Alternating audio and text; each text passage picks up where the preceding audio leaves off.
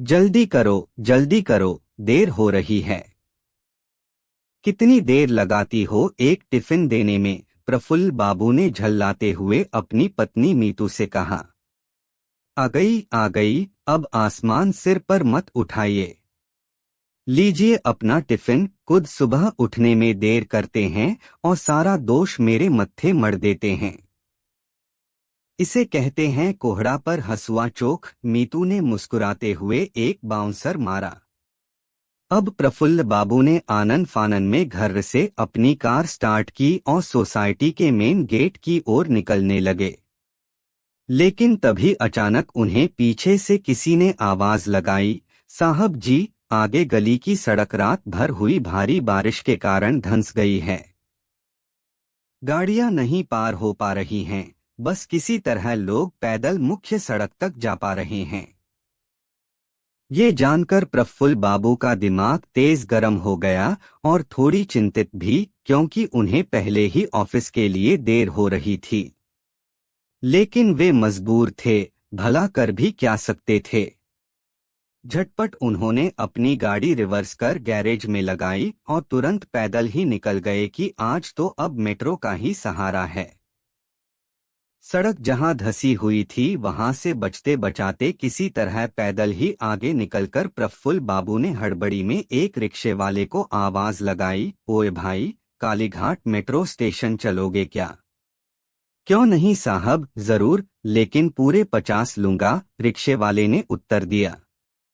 साले तुम लोग भी मजबूरी का फायदा उठाते हो। भाड़ा 40 रुपए है, लेकिन आज 50 तान रहे हो, लूट लो जब तक आपदा में अवसर है। प्रफुल्ल बाबू ने गुस्से में अपनी प्रतिक्रिया जाहिर की। फिर कुछ बुदबुदाते हुए प्रफुल्ल बाबू बेमन से ही लाचारी में रिक्शे पर बैठ गए और उसे चलने का इशारा किया। रिक्शे वाले ने आदेश पाकर अपने पैरों से पैडल को दबाया और फिर रिक्शे की चेतनाशून्य पहियों ने गति पकड़ ली। थोड़ा मेट्रो स्टेशन तक जल्दी चलना भाई, पहले ही बहुत देर हो चुकी है। लेकिन ये बताओ कि आज थोड़ी सड़क क्या क्षतिग्रस्त हो गई? तुम लोग भी लगे लूटने, हद है यार, मौका परस्ती की। हट, प्रफुल्ल बाबू ने कहा। ऐसा नहीं है साहब, मैं थोड़ा मजबूर हूँ और साथ ही साथ हालात का मारा भी, रिक्शे वाले ने सफाई देनी चाहिए। ऐसी भी क्या मजबूरी की दिनदहाड़े डाका डालने लगे? प्रफुल्ल बाबू ने जानना चाहा। साहब, दरअसल 5 दिन पहले एक हादसे में मेरे छोटे भाई की बेहद दर्दनाक मृत्यु हो गई थी। उसी के श्राद्ध कर्म के लिए 2000 रुपए की तत्काल जरूरत आन पड़ी, इसलिए सोचा आप जैसे सवारियों से ही कुछ निकाल लूंगा और अगर फिर भी जुगाड़ न हो पाया तो अंत में इस रिक्शे को ही बेच डालूंगा। अब लगे फिल्मी कहानी गढ़ने। तुम जैसे 2 नंबरी लोगों के रग रग से वाकिफ हूं मैं, प्रफुल्ल बाबू ने अपनी आंखों को नचाते हुए कहा। ऊपर वाले की सौगंध साहब, मैं कभी झूठ नहीं बोलता। मुझे अपने छोटे भाई से इतना प्रेम था कि उसके कारण ही आज तक मैंने शादी नहीं की कि कहीं बीवी बच्चों के चक्कर में मेरा प्यार बंट न जाए, रिक्शे वाले ने धीमी स्वर में कहा। मेरी माँ ने मरते समय उसका हाथ मेरे हाथ में पकड़ाकर कहा था कि बेटा छोटू का ख्याल रखना। ये कहते हुए रिक्शे वाला सिसकने लगा। ओह, तो जरा ये भी बताना कि आखिर तुम्हारा भाई मरा कैसे? प्रफुल्ल बाबू के होंठ फिर हिले।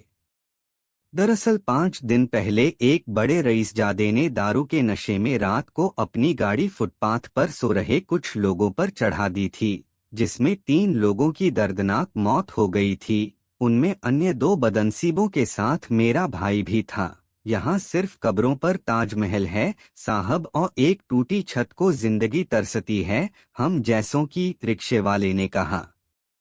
ये सुन प्रफुल्ल बाबू का माथा ठनका और वे मन ही मन सोचने लगे, अरे हाँ, ये खबर तो मैंने अखबारों में पढ़ी थी। ओह हे प्रभु। उसके बाद प्रफुल्ल बाबू कुछ पल के लिए गहरे चिंतन के सागर में गोताखोरी करने लगे, मानो अचानक उनके मुंह से शब्द गायब हो गए और बेहद गहरी खामोशी उनके इर्द गिर्द मंडराने लगी। चलिए साहब, आ गया कालीघाट मेट्रो स्टेशन। ट्रिंग ट्रिंग घंटी बजाते हुए रिक्शे वाले ने अपनी रिक्शा की रफ्तार को शून्य कर दिया और पहिए पुनः सरकारी दफ्तर के बाबू की तरह आराम की मुद्रा में आ गए। अचानक प्रफुल्ल बाबू का ध्यान टूटा और वे रिक्शे से झट उतरकर अपना बटुआ जोहने लगे। फिर बटुए से कुछ रुपए निकालकर रिक्शे वाले को थमाते हुए जल्दबाजी में बोले, ये पकड़ो, लेकिन लेकिन अपनी रिक्शे को हरगिज मत बेचना। दोनों ने एक दूसरे की आंखों में 2-3 सेकंड तक देखा। फिर दंदनाते हुए प्रफुल्ल बाबू मेट्रो की सीढ़ियों से सुकून की एक लंबी सांस लेते हुए नीचे उतरने लगे और रिक्शे वाले की नजरों से ओझल हो गए। रिक्शे वाले ने जब अपनी मुट्ठी खोली तो उसमें 5-5 सौ के 4 नोट थे। अब उसे बस ये अफसोस हो रहा था कि वो उस भले मानुस को शुक्रिया भी न कह सका। वो तो बस रोए जा रहा था, बार बार, लगातार। Please like and subscribe for more videos.